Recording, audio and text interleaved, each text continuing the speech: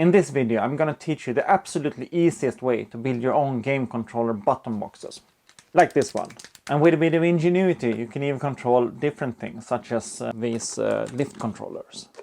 This way of doing it is so easy, you don't even have to solder. We'll be using one of these. It's a small circuit board with everything you need for making a joystick.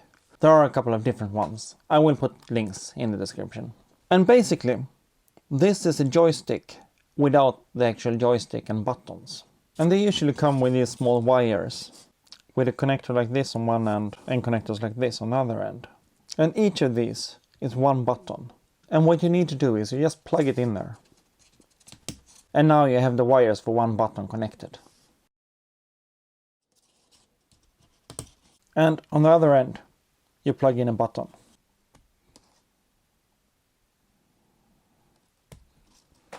And that's it.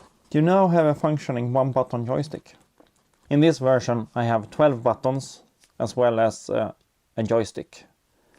And it is an analog joystick, but it's hard to plug it in any way that you get anything else than 0 or 1. So in reality it's actually digital. And there's a few other buttons here, but we're not going to care about them now. Once you have everything plugged in, you also get a USB wire. But the other end of the USB wire is just this connector, not the ordinary USB connector. So once everything is plugged in, you plug the USB into this port. And then you just plug the USB into your computer. And that's it. A few things to think about. When you buy it, these connectors come in different sizes. So if you know what buttons you're going to use, you can make sure that they actually fit. Otherwise, you might end up in this situation, and then you need to solder them.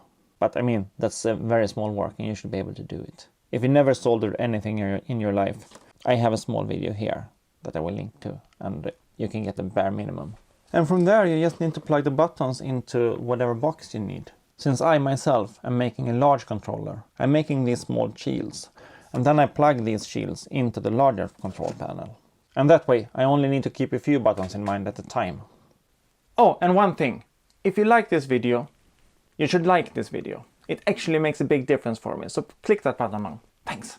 In my next step, I'm using these connectors and putting them into a small box.